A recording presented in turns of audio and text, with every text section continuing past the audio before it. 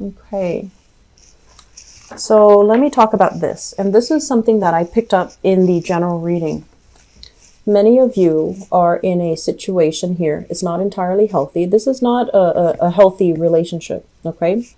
Where there's a lot of fears of the unknown. If I leave this relationship, what's going to happen to me financially, romantically, and even just personally, spiritually, emotionally? And so I feel like this is keeping yourself stuck in a very uncomfortable situation because you fear the unknown. You don't want to start over. You don't want to, create a new path for yourself here with the death card in the reverse. And you might be dealing with a partner who might not be completely 100% honest with you. The Ace of Swords in the reverse usually indicates some type of a hidden truth. The truth not being spoken out loud, or you might deal with someone who's very, very, very evasive. Okay, they're evasive when they talk. They're not giving you the whole story. They might omit things. They might lie by omission. But I feel like there's something off with their story. So when they're telling you, I'm out with the guys or I'm out with the girls, you don't really buy it. And then when they're telling you, yeah, I was, away for 4 days straight on a business trip, or I had to work overtime, 2 weekends in a row. And I feel like, those alarms in your head are going off and you're just like, wait a minute, that doesn't sound right. And so you don't have like concrete evidence in order to remove yourself from this situation. But your intuition is telling you that something's off. And if you don't make changes, you're going to end up stuck in this situation, never knowing the answer. And just keeping yourself stuck because it is a safe environment, but it's not entirely the best for you. So if you are at all here dealing with an air sign, an Aquarius, a Gemini, or a Libra, I feel that you want to have these face-to-face, heart-to-heart conversations so you can dig at the truth. And if this at all sounds familiar, you want to be a little bit careful about, where you're giving your power away and whether or not this is the life that you've envisioned for yourself, okay? Because it doesn't feel to me like it's a good environment, all right? Okay, you've got somebody who's like controlling the purse strings here. I have here a water sign. So this is a Pisces, a Scorpio, or a Cancer, Sun, Moon, or Rising. So I want to say like this is male or female, okay? At their best. I feel like they can be very, very romantic. They can, when you interact with them, when you talk to them, they look straight into your eyes and they make you feel like you're the only person in the room. They can be a little bit like, I want to say, they're very sensual. And I feel like the chemistry, the attraction is very strong with this person.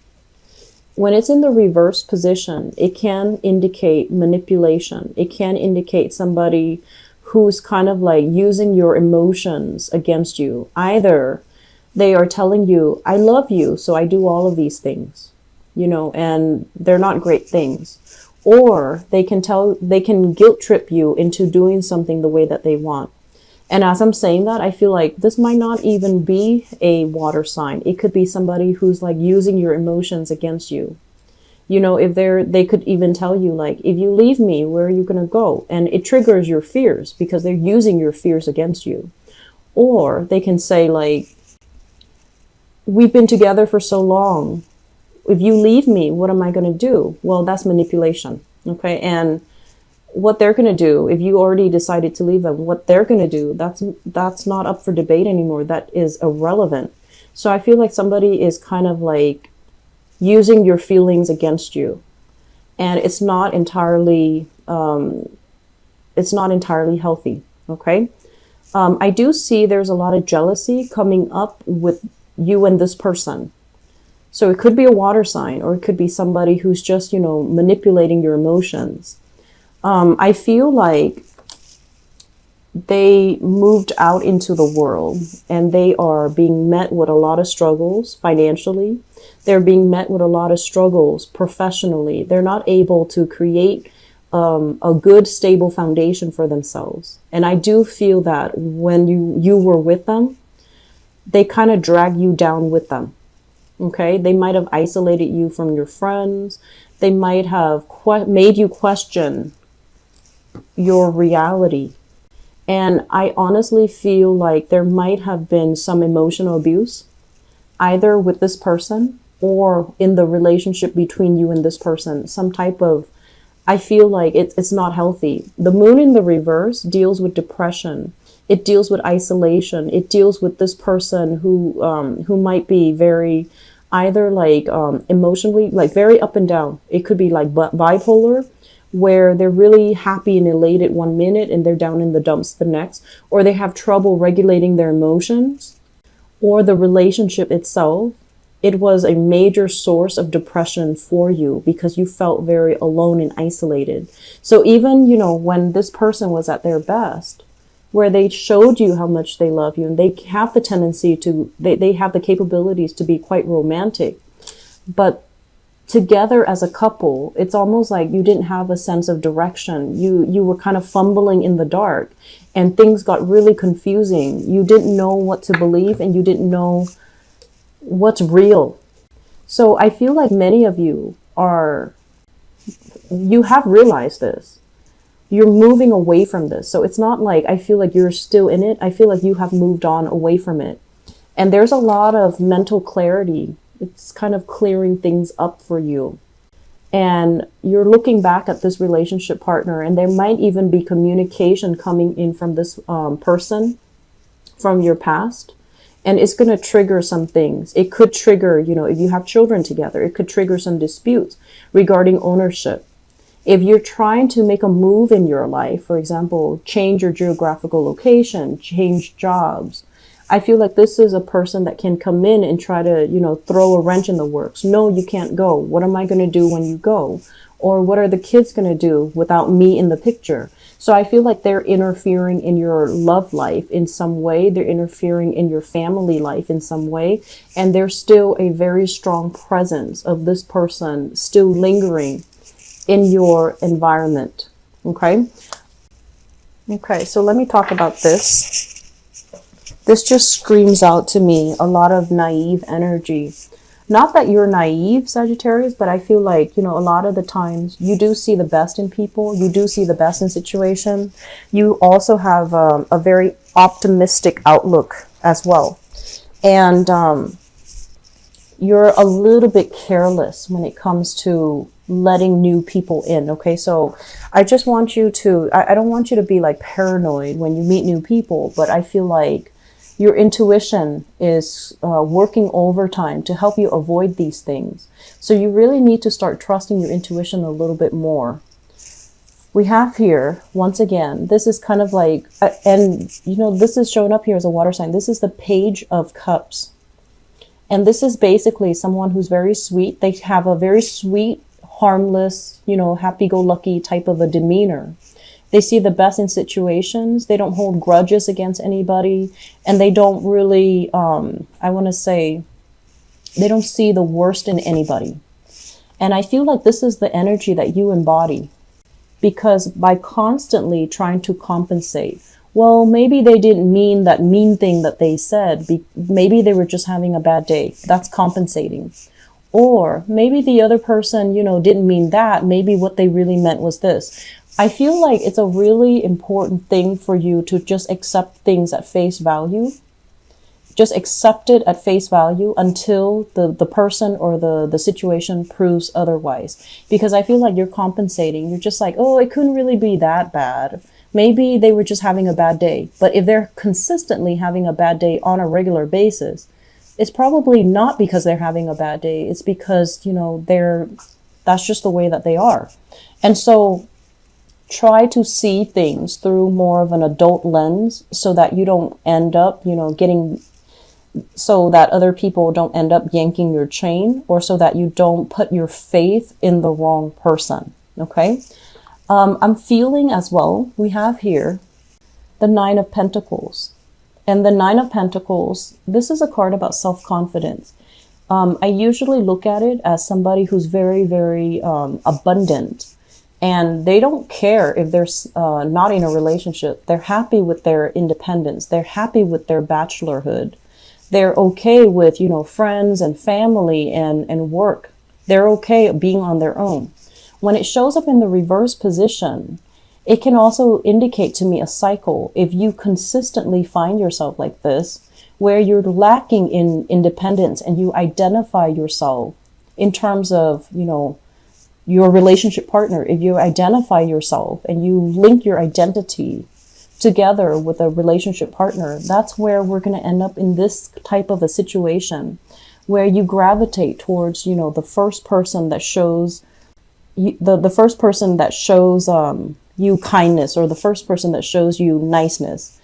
The act can be very superficial, but I feel like because you're craving this, that you jump into that relationship thinking it's the best thing ever, when in fact, the person might not be sincere. Does that make sense?